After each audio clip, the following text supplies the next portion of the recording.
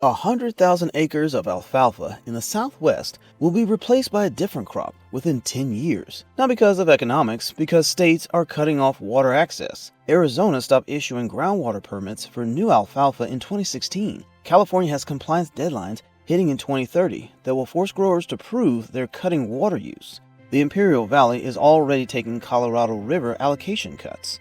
The replacement crop produces more protein per acre than alfalfa on half the water. Small farms in Texas and Florida are selling it retail for $25 to $40 per pound. 4 tons per acre at retail pricing is $200,000 to $320,000 gross revenue.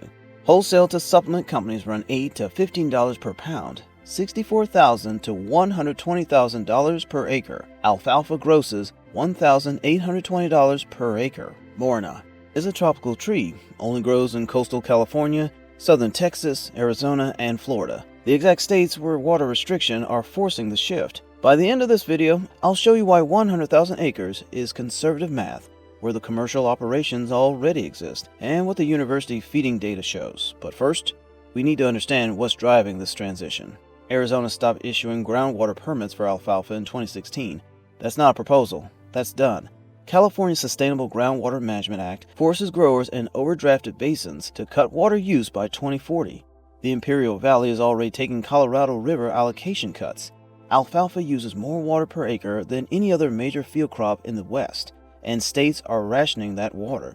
Alfalfa prices are strong, $260 a ton nationally, $320 in Arizona, but when you can't get the water allocation to grow it, pricing doesn't matter. The question for Southwest growers isn't whether alfalfa is profitable, it's what you grow when the water gets cut. Here's what caught my attention in the research. University feeding trials show Moringa replacing alfalfa in dairy rations actually increases milk yield. Not just maintains it, increases it. This was a study on Nubian goats where they replaced 25% of the alfalfa with Moringa. The goats on Moringa produce more milk, higher milk fat, and better fatty acid profiles than the control group. You can feed fresh Moringa leaves directly to ruminants. Moringa silage has been tested in land feeding trials with positive results on growth and nutrient digestibility. The protein content is 27 to 30% comparable to alfalfa's 15 to 22%. Higher calcium, significant vitamins A and C, and there's research suggesting it might reduce methane emissions in ruminants. So why isn't every dairy using this? The gap isn't agronomic, it's regulatory and commercial. Moringa isn't widely recognized in U.S. field regulations the way alfalfa and soybean meal are. Most commercial field mills don't have sourcing relationships set up. If you want to sell Moringa into livestock feed channels, you're probably selling direct to individual dairies willing to trial it. That's more sales work than dropping off alfalfa at a hay broker, but the performance data supports it. So Moringa delivers better livestock performance. The question is, at what water cost? Because if it takes as much water as alfalfa to get those yields, the advantage disappears. Alfalfa uses 450,000 gallons per ton of hay. 7 tons per acre means 3.15 million gallons. Moringa produces 4 to 6 tons of dried leaf per acre on 40 to 50% less water. Protein content: 27 to 30% for Moringa, 15 to 22% for alfalfa. More protein per pound on half the water. Alfalfa establishment: $200 to $300 per acre. Moringa, $3,100 to $10,800 depending on scale. First Moringa harvest at 6 to 8 months, then you're cutting every 5 weeks. Small-scale farms in Texas and Florida are selling retail at $25 to $40 per pound. That's $200,000 to $320,000 gross per acre if you capture retail pricing. Wholesale to supplement companies runs $8 to $15 per pound, $64,000 to $120,000 per acre. Alfalfa grosses $1,820 per acre. But you're not hitting those numbers in year one. You're building buyers, testing markets, and figuring out processing. The revenue potential is there, the path to capture it takes work. That revenue comparison explains why farms are testing this despite higher establishment costs. But the real question is, what's happening at commercial scale beyond the small direct sales operations? UC Extension in Fresno County has active grower networks connecting farms with buyers. Texas A&M has published feeding trial data. Commercial farms in Florida have been operating for over a decade. The global Moringa market is $3 billion, and most of what's sold in the U.S. is imported from India.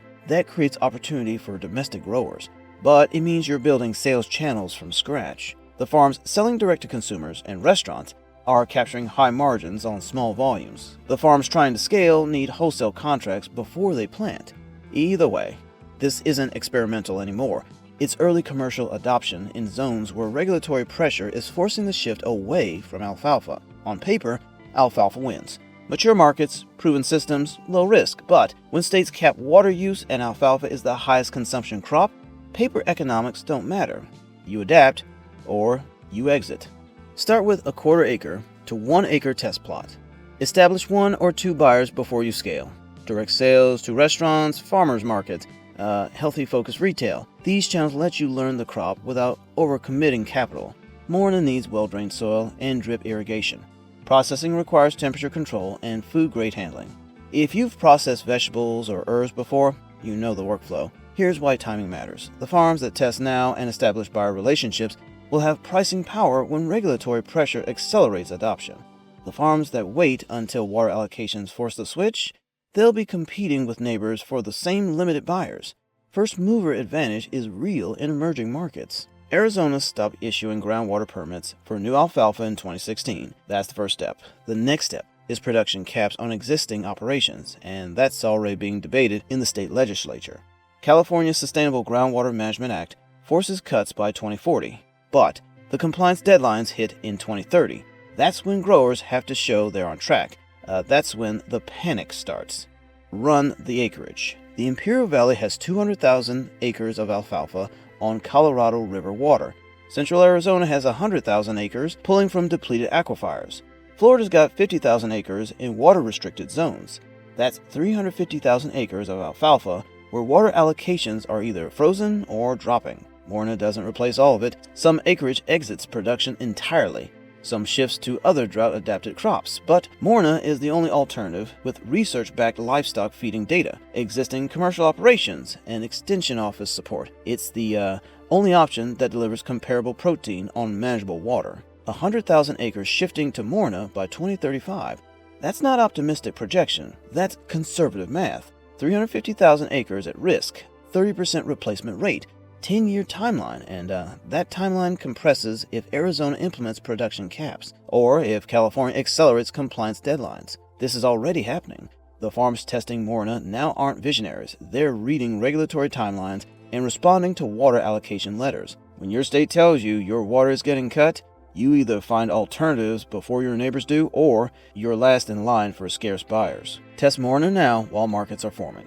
The farms that establish buyer relationships in the next 3 years will have pricing power when water cuts accelerate adoption, and everyone's scrambling for alternatives. If you're managing dairies or livestock operations, start testing Moringa in rations. The university data shows it works. Supply is building. Early adopters get price advantages and supply security before it becomes commodity feed. 100,000 acres of southwest alfalfa shifting to Moringa by 2035. That's the prediction.